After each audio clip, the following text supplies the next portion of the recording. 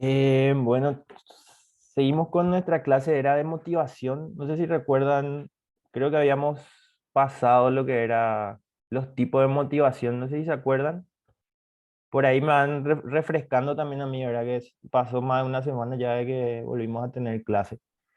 Eh, Sí, la última clase yo, profe, porque no tenía conexión a internet, no llegué a completar todo no sé realmente hasta dónde fue claro, nosotros tuvimos clase hace más de una semana y después este sábado le pedí posponer porque no estaba muy bien de la garganta. Entonces, yo recuerdo que habíamos pasado estas definiciones, pero como le digo, voy a hacer un refresh, entonces para retomar.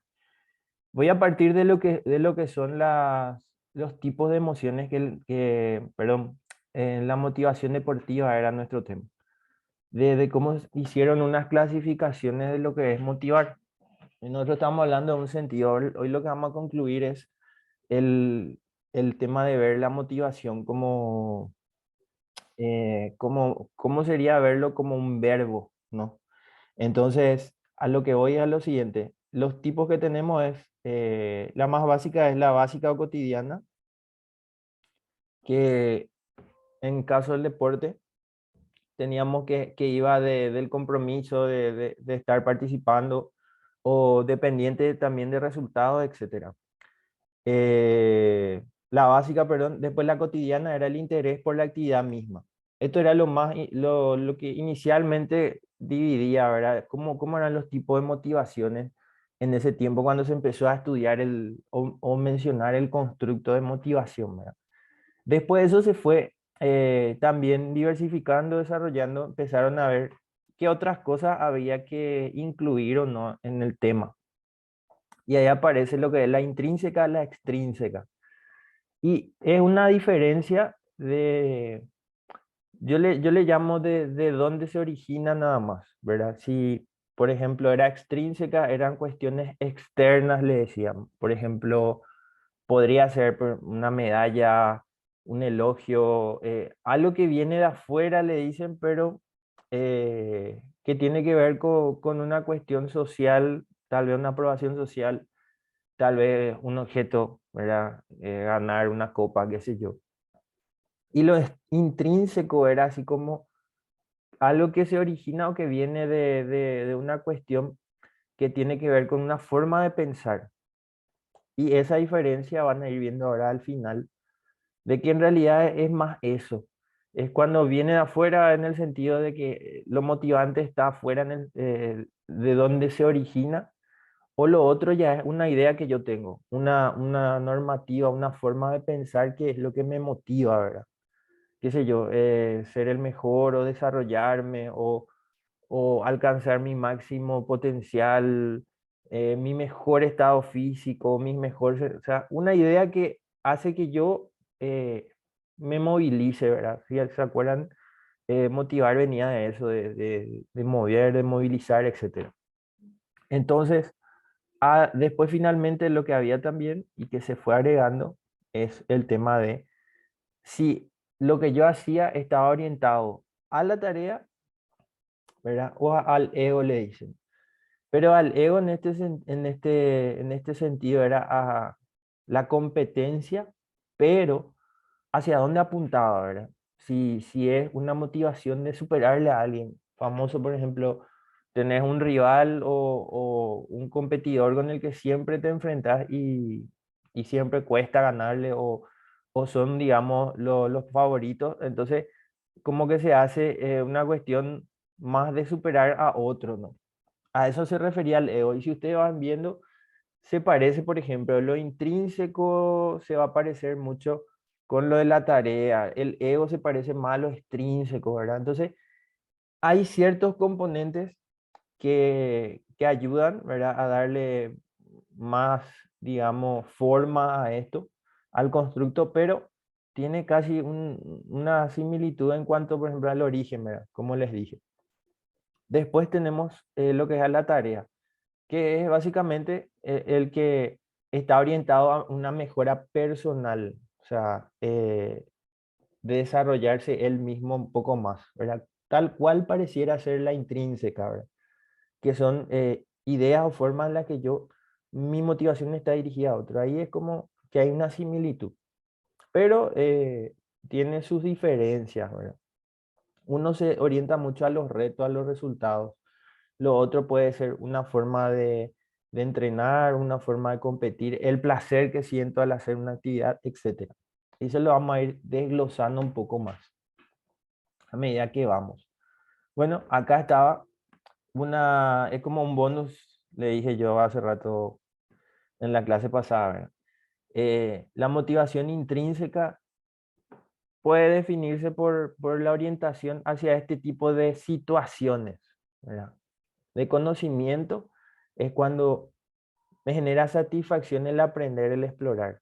O sea, tu motivación va orientado a eso.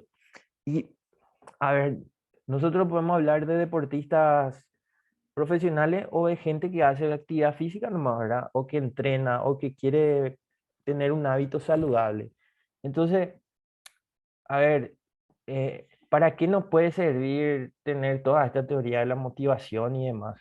Es básicamente para conocerle más a la persona y que la persona también se conozca, ¿no? Si se trabaja con la persona. Entonces, ¿por qué?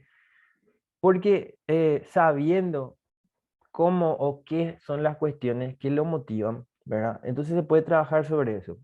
Si vos identificas que a una persona le gusta aprender, le gusta conocer, entonces, y no un deportista, una persona que quiere hacer alguna actividad nueva, entonces se le puede proponer, ¿verdad? Explorar, conocer, tal vez hacer una cuestión novedosa que esté ahora a su alcance, salir a caminar, salir a andar en bici o probar un tipo de entrenamiento diferente.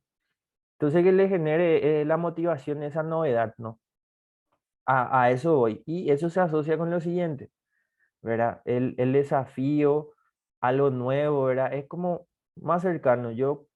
Están los que quieren ir conociendo, por ahí hay gente que conocen ustedes que practicó, qué sé yo, taekwondo, practicó fútbol, se fue a hacer al gimnasio, después probó otro tipo de entrenamiento, etcétera. Entonces, ¿verdad? Su motivación es eso, ¿verdad? Ir conociendo y eso lo mantiene activo.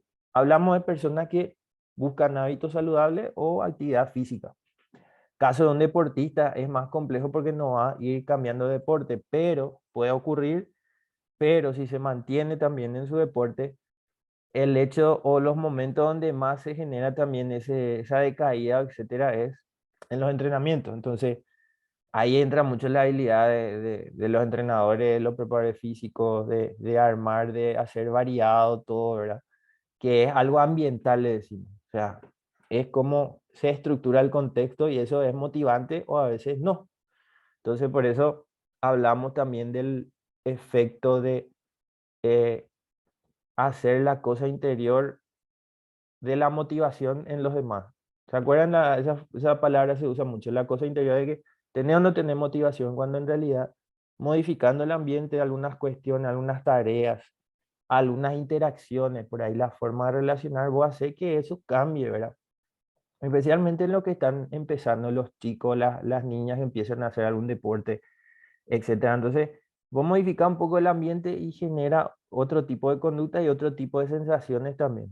Entonces, por ahí va esto, ¿verdad? También el tema de los desafíos, de lo nuevo, de desarrollar el de saber hacer. Por ejemplo, ver los que son más chicos cuando les sale algo que están practicando, es lo más feliz para ellos, el mundo para ellos, ¿verdad? Entonces, va mucho por ese lado, ¿verdad? Como uno va descubriendo y va probando y le va saliendo lo que está entrenando y eso es muy motivante, ¿verdad? Hablamos de destreza, de habilidad, de una cuestión técnica también. Entonces, por ese lado quiere decir el tema de la ejecución. Después tenemos el tema sensaciones. Sensaciones. Si vamos así a un ejemplo para hacerlo práctico también. Gente que hace deporte extremo, ¿verdad? Hay competencia, hay torneos, también hay ligas, etcétera, ¿verdad? A un nivel alto, pero mucha gente no lo hace por una cuestión de competir, sino por experimentar sensaciones que son muy fuertes. Paracaidismo, por ejemplo, ¿verdad? o automovilismo, son deportes donde hay una cuestión de sensación o de experimentación intensa de muchas cosas, ¿verdad? Entonces, ahí hablamos, por ejemplo, de sensaciones. Y son personas que hacen esas actividades y no es que esté bien o mal, son cuestiones que lo motivan a experimentar eso, ¿verdad? O a hacer ese tipo de cuestiones, ¿verdad? Entonces, por ahí viene lo intrínseco, para ir contextualizando eso. Entonces, nosotros creo que acá, por acá, más o menos, era donde nos quedamos. Nosotros hablábamos de un sustantivo como una cosa interior, que eso ya lo venimos hablando de lo que es conducta. Y en este caso, la motivación llevarlo a algo como si fuese un verbo. Entonces, si fuese un verbo, implicaría otro, digamos, otro panorama, otra forma de encarar la situación. Entonces, había unas teorías de la motivación que yo les había agregado. Este, por ejemplo, es la teoría de la motivación a la competencia, que si se analiza, tiene mucho que ver con cómo uno percibe, entonces puede ser algo intrínseco también, ¿verdad? Entonces se va asociando. Algo, una teoría que habla, pero son cuestiones intrínsecas, ¿verdad? Eh, Considera a los individuos están motivados de forma innata para ser competente en todas las áreas de desarrollo. Digamos, un deportista que intenta ser perfecto o hacer perfecto cada cosa que implica su deporte, por ejemplo, ¿verdad? Entonces, acá hablamos de una teoría, motivación para la competencia, pero estamos hablando también de una cuestión intrínseca. Entonces, este es tal vez una teoría muy básica, pero muy utilizada por el tema de los deportistas. Las autopercepciones de éxito, ¿se acuerdan del tema de cómo yo procesaba algo? Cómo yo asociaba un pensamiento con una emoción, por ejemplo, o una situación, un contexto con un pensamiento, cómo un pensamiento me podía generar una emoción agradable o desagradable. Entonces, yo al ir puliéndome, al ir desarrollándome deportivamente, yo tengo una percepción de lo que voy haciendo. Y es exitosa si me va saliendo. Y si no me va saliendo, ¿verdad? Es una cuestión que quizás yo voy esmerándome y forzándome más. Entonces, esa forma de pensar que tengo, acá es donde entra eso que les mencioné, de cómo a veces una forma de pensar hace que mi conducta se mantenga, o sea, motivante, ¿verdad? Y está el atleta que consigue grandes cosas y entonces después, ¿qué le va a motivar más? Se le considera el mejor, se le considera que ganó todo, entonces, pero siempre falta algo, ¿verdad? Entonces, imagínense gente que cobra mucho dinero, que gana mucho, que está en la cima de lo que es su deporte y que lo lleva todos los días a volver a entrenar, a sacrificarse, etcétera, ¿verdad? Entonces ahí vienen estas cuestiones de indagar un poco cuáles son las motivaciones, ¿verdad? Que es básico. En cualquier actividad que uno encare, uno haga, ver las motivaciones que lo llevan a eso, plantearse el por qué, definir también si realmente es algo que lo motiva a uno. Entonces, es muy enriquecedor y es algo, es una información muy útil para poder trabajar, ¿no? Entonces, bueno, eh, este es básicamente lo que sería el desglose de eso. La motivación innata para ser competente. ¿Cómo, por ejemplo, eso puede afectar, ¿no?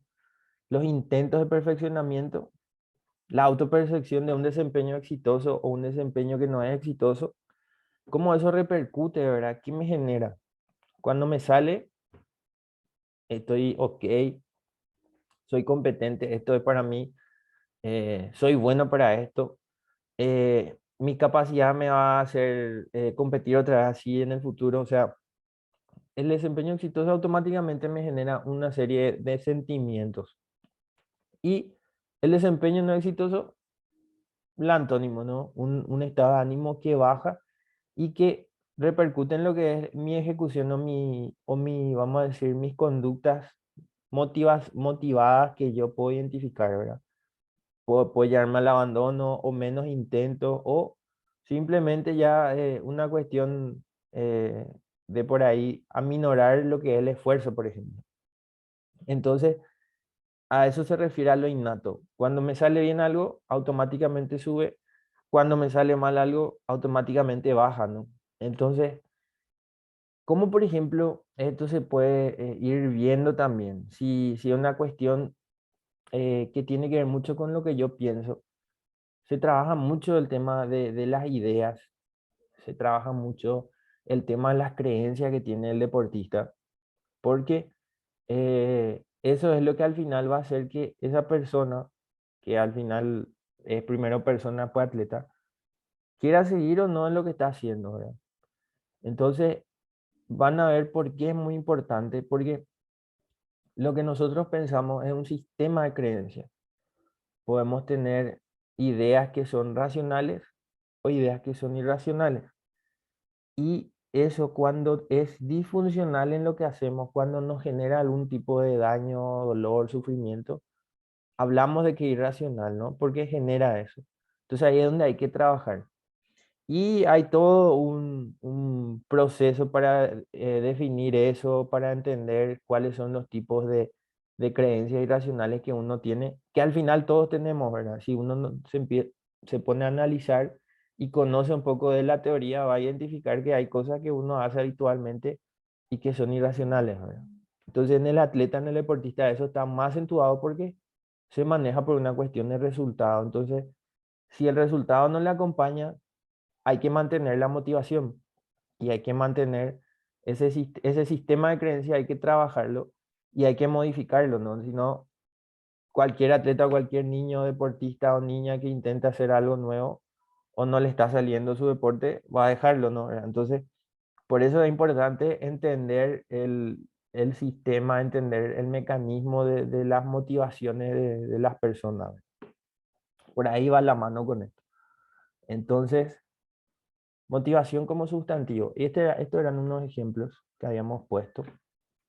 Y teníamos el caso de dos atletas. Eh, por un lado, un atleta que trabaja duro y que se lo considera motivado. Y por otro lado, uno que dicen no está motivado. Si nosotros seguimos con nuestra forma de analizar las cuestiones que es conductualmente y viendo todos los detalles posibles, no solamente etiquetándole a la persona, ¿verdad? De que está motivado o no.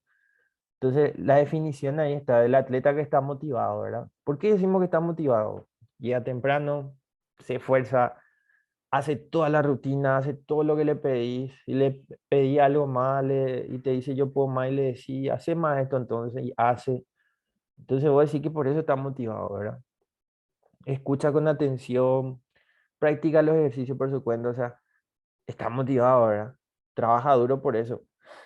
Entonces, esa es la definición, ¿verdad? Y en cambio, un atleta que no está motivado o que le falta motivación, decimos que le pasa eso porque llega tarde, no termina luego los ejercicios, en vez de atender está haciéndose el payaso, está haciendo otras cosas, eh, no le pone ganas o no muestra ganas, ¿verdad? Entonces, si nosotros pasamos a eso, ¿verdad?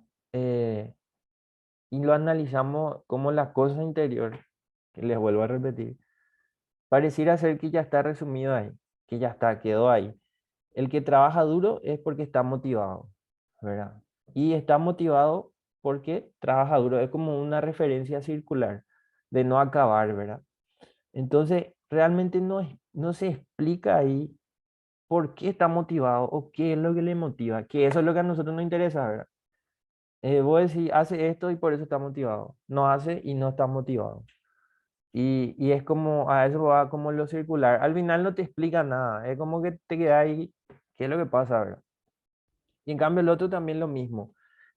Aparte de que no explica, también cuando se lleva a ese punto, nosotros podemos generar en las personas que no son deportistas, en las personas que sí son deportistas de alto rendimiento, como una culpabilización otra vez, ¿verdad? Aparte del sentimiento de desagrado que ya tienen porque las cuestiones no le salen o hay algo que le está afectando, ¿verdad? Entonces, el volver a utilizar eso, en realidad, yo no estoy proveyendo, no estoy facilitando que se modifique su conducta.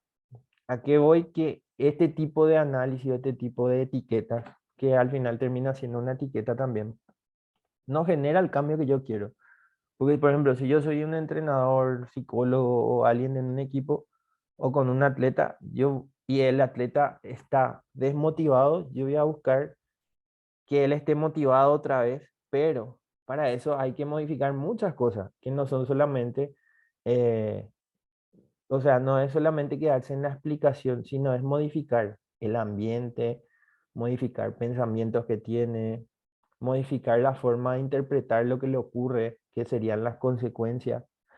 Entonces, es todo un sistema, es le llaman como todo una, un ciclo donde hay varios factores que hay que tener en cuenta para poder trabajar eso. Entonces, ahí entran los reforzadores de los que estuvimos hablando, las contingencias, ¿verdad? Las contingencias ambientales, que la relación entre mi conducta y el ambiente, cómo es, ¿verdad?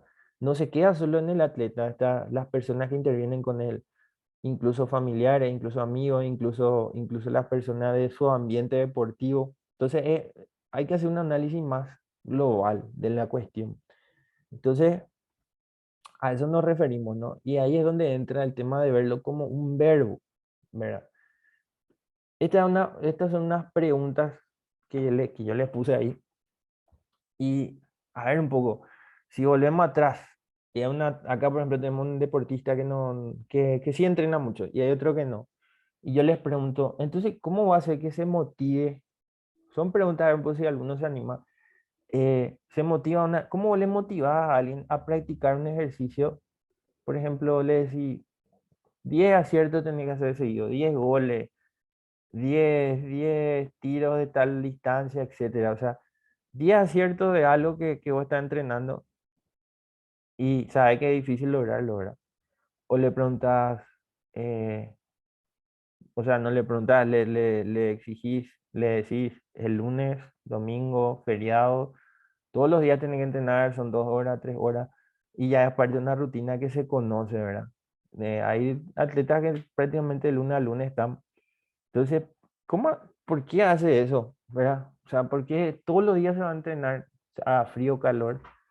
3 horas, 4 horas, sacrifica salida, sacrifica amigos, sacrifica familia, etcétera, por lo que está haciendo, ¿verdad? O por ejemplo, yo soy un entrenador y quiero hacer que mejore o que mis atletas estén más motivados, ¿verdad? ¿Y cómo hago eso? Entonces, ahí es donde nosotros empezamos a hacer un cambio de la forma de ver lo que es la motivación, de que pase de ser sustantivo a algo como verbo, en el sentido de que tengo que accionar, tengo que eh, ver la estrategia, tengo que hacer un análisis, tengo que hacer otro tipo de evaluaciones para poder entenderlo, ¿verdad? Tengo que direccionar. Y yo le puse lo que es el significado de motivar, que influir en las personas, influir en personas para comportarse de una manera. Asimismo, creo que en cualquier diccionario van a encontrar algo muy parecido. Entonces yo les consulto a Sergio, a Carlos, que veo que son los que están ahora. Em, ¿Cómo puede hacer, por ejemplo, si eligen alguna de estas preguntas y quieren responder, cómo logras que se motive o cómo se puede hacer eso?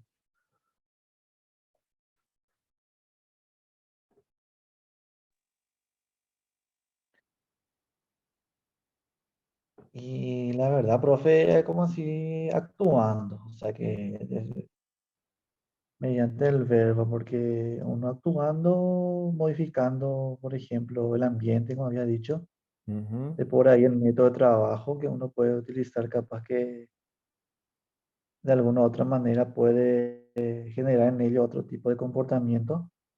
Sí, Es accionar, así como decir, como un verbo. El verbo viene de acción, de actuar. así influir, esa es la palabra clave en este caso.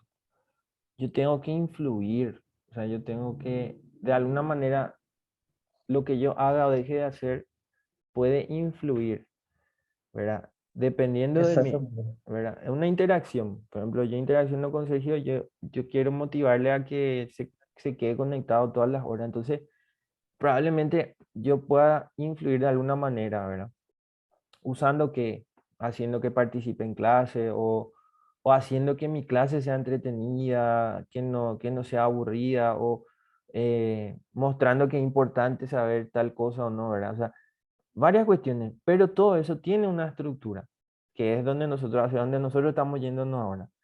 Y a veces depende de la interacción entre la gente y a veces depende de una interacción conmigo mismo. Conmigo mismo quiere decir de que, por ejemplo, yo tenga una forma de pensar, una regla, le decimos eso en psicología, en lo que es la parte conductual, y una regla es algo que guía mi conducta. Eso está en el apartado de conducta. Entonces, hacia eso, ¿verdad? ¿Qué es lo que guía mi conducta? Que eso es algo ya, una relación conmigo mismo, por decir. Eh, ¿Por qué estudio algo? ¿Por qué yo me decidí a estudiar? Creo que el diplomado de entrenamiento, ¿verdad? Deportivo.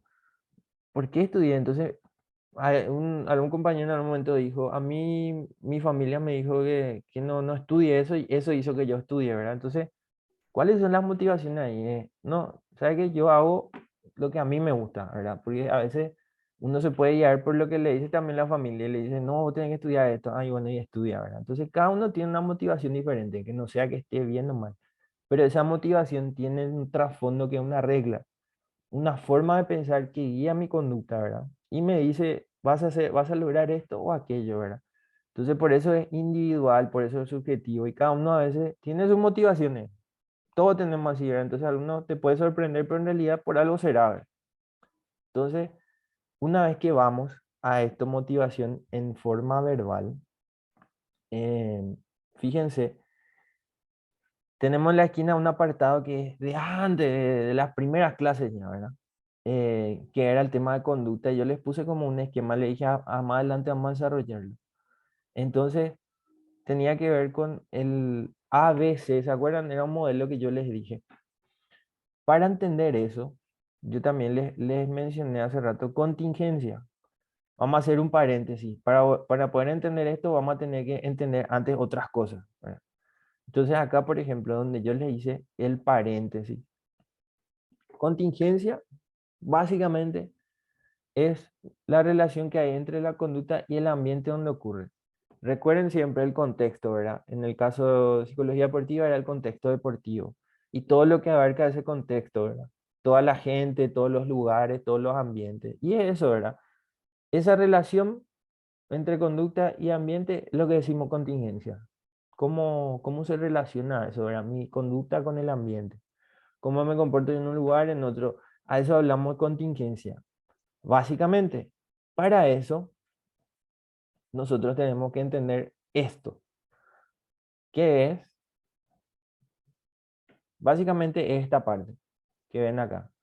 De esto, ¿verdad? Donde dice que desde la visión de la motivación, como ver, nosotros hablamos de estrategias motivacionales que se encuentran en las contingencias ambientales, dice. O sea que donde ocurre esta relación entre conducta y ambiente, hay contingencia o es contingencia de cierta característica que nosotros cuando identificamos podemos trabajar sobre ello, podemos influir la conducta. Ahí podemos hacer algo para que esa motivación o para que esa persona se la vea motivada o en este caso se mantenga su desmotivación, ¿verdad? Entonces, para poder lograr eso, ¿verdad? Y si entendemos eso, nosotros estamos influyendo en las personas. Y para eso vamos a avanzar. El modelo ABC tenía tres estadios o tres, vamos a decirle, tres etapas, tres momentos, tres situaciones, etcétera. Nosotros tenemos siempre lo A, lo B, lo C. Y lo A es lo que sería un acontecimiento activador, un evento, una situación, una persona, eh, un momento específico, al llegar a la casa de tu suegro, por ejemplo, o llegar a un estadio, o entrar a jugar un partido oficial o un partido en el ex, o sea, un evento, una situación, una persona específica puede englobar ese componente en muchas cosas. Por ejemplo, si es un ambiente de competencia, implica los rivales, los árbitros, el público, etcétera. Si es una persona específica, en un lugar específico, ¿verdad? Puede reducirse también a eso, ¿verdad? Pero es algo externo en el sentido de que algo que de la interacción, de la contingencia, como decimos, ¿verdad? Donde yo me voy, ocurre esa interacción. Es imposible que yo en un lugar no interactúe de alguna manera. Incluso si me quedo quieto, es una forma de interactuar, ¿no? Es una decisión también, ¿verdad? No hablar, quedarse quieto, no hacer nada, ¿verdad? Entonces siempre hay alguna forma de interacción y siempre hay un evento. Y sobre los eventos, que son los acontecimientos activadores, le llamamos en este modelo, ¿verdad? No tenemos mucho control a veces.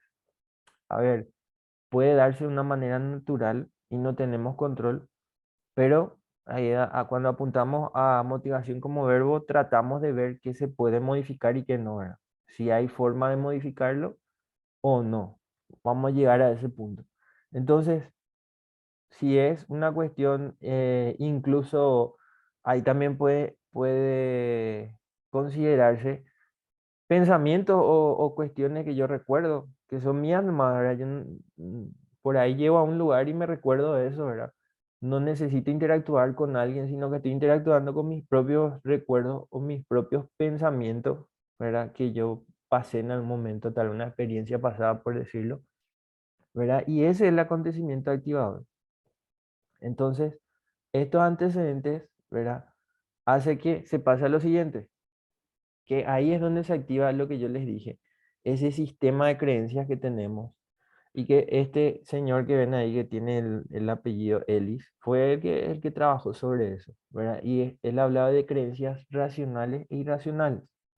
Entonces, este sistema de creencias son tal vez algunas, una o puede ser varias formas de pensar o formas de interpretar lo que nos ocurre que hacen, ¿verdad?, que experimentemos o sintamos ciertas cosas que una persona puede sentirlo de una manera y otra puede ser totalmente diferente, ¿verdad? Ante la misma situación. Entonces, a eso va siempre con lo que es personal también, ¿verdad?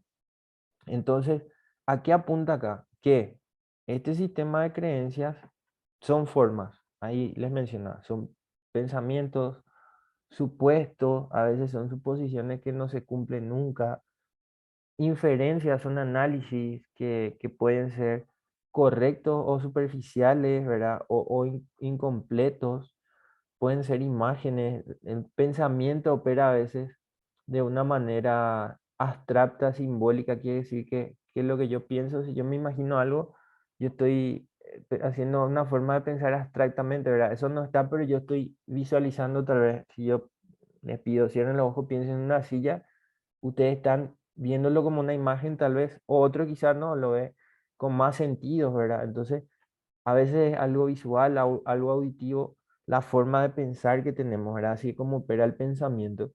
Entonces, todo este conjunto, este sistema de creencias, que puede ser también una cuestión de consecuencia, etcétera, yo creo que ahora se está por cortar. Vamos a volver a hacerlo enseguida, a conectarnos enseguida. Em, hace que uno interprete de una manera y por ende experimente una cuestión. Entonces, este segmento, el B, es algo que a nosotros nos corresponde. Acá estaba, vamos a decir, la raíz de esta teoría, de que esto es el único